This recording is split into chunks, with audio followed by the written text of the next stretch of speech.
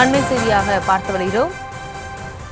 நிதி பட்ஜெட் குறித்து முதலமைச்சர் கருத்து தெரிவித்திருக்கிறார். பட்ஜெட்டில் ஓரவஞ்சனை என்று முதலமைச்சர் கருத்து தெரிவித்திருக்கிறார். ஒன்றிய நிதிநிலை அறிக்கை என்றாலே தமிழ்நாட்டை பொறுத்தவரை ஓரவஞ்சனை தானா என்று தமிழ்நாடு பெயர் கூட தொடர்ந்து இடம்பெறுவதில்லையே என்றும் தனது ஆதங்கத்தை முதலமைச்சர் கருத்தாக பதிவிட்டிருக்கிறார். அது தொடர்பான அண்மை செய்தியை பார்த்து வருகிறோம்.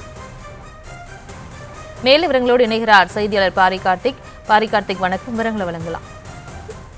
மத்திய நிதிநிலை அறிக்கை இன்று வெளியிடப்பட்ட நிலையில் இது தொடர்பாக தமிழ்நாடு முதலமைச்சர் திரு மு.க.ஸ்டாலின் அவர்கள் வெளியிட்டிருக்க அறிக்கையின் அடிப்படையில் மத்திய நிதிநிலை அறிக்கை என்றாலவே தமிழ்நாட்டை பொறுத்தவரை ஓரவஞ்சனை தானா என்றும் கேள்வி கேட்டிருக்கிறார். தமிழ்நாடு என்ற பெயர் கூட தொடர்ந்து இடம்பெறுவதில்லையே என்றும் கோபமாக கேள்வி கேட்டிருக்கிறார். எத்தனையோ கோரிக்கைகளை முன்வைத்தோமே, அதில் ஒன்றை கூடவா உறுதி செய்து அறிக்கையில் மனம் சேரவில்லையா என்றும் தெரிவித்திருக்கிறார்.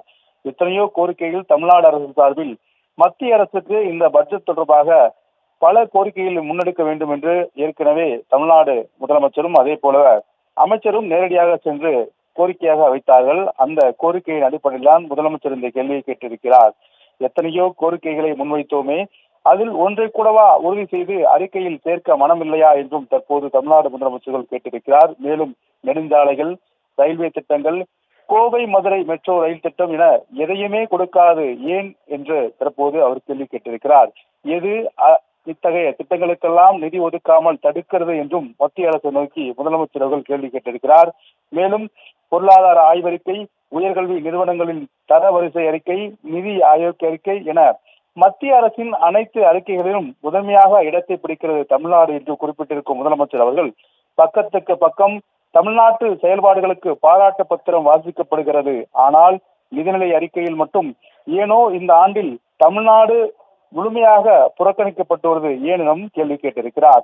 தமிழ்நாடு ஏற்காத கொள்கைகளையும் மொழிகளையும் திணிப்பதில் காட்டும் ஆர்வத்தில் சிறு துளியாவது நிதி ஒதுக்கீட்டில் காட்ட வேண்டாமா என்று கோபத்தோடு கேட்டிருக்கிறார்.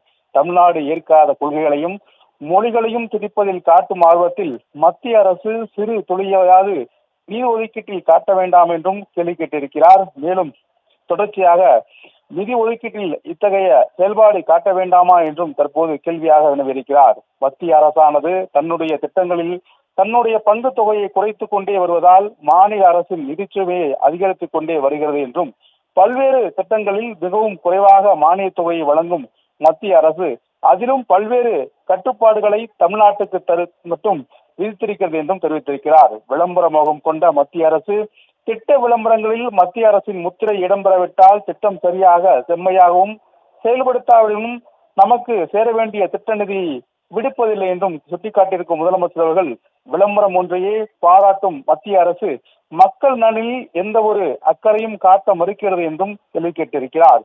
வெற்று சொல், அலங்கார சொல்லும் வஞ்சனையாக மேல் பூச்சிகளும் கொண்ட அறிக்கையின் மூலமாகவே இந்திய நாட்டு மக்களை வழக்கம் போல் ஏமாற்றும் பாஜகவின் பம்மாத்து நாடகம் தொடர்கிறது என்றும் எந்த மாநிலத்தில் தேர்தல் நடைபெறவுள்ளதோ, எங்கு பாஜக கூட்டணி ஆட்சியில் இருக்கிறதோ அந்த மாநிலத்திற்கு மட்டும்தான் திட்டங்களும் நிதியும் அறிவிக்கப்பட்டுள்ளது என்றால் மத்திய நிதிநிலை அறிக்கை என ஏன் இதை அழைக்க வேண்டும் என்றும் அதற்கான அவசியம் என்ன என்றும் தற்போது முதலமைச்சர் அவர்கள் கேள்வி கேட்டிருக்கிறார்.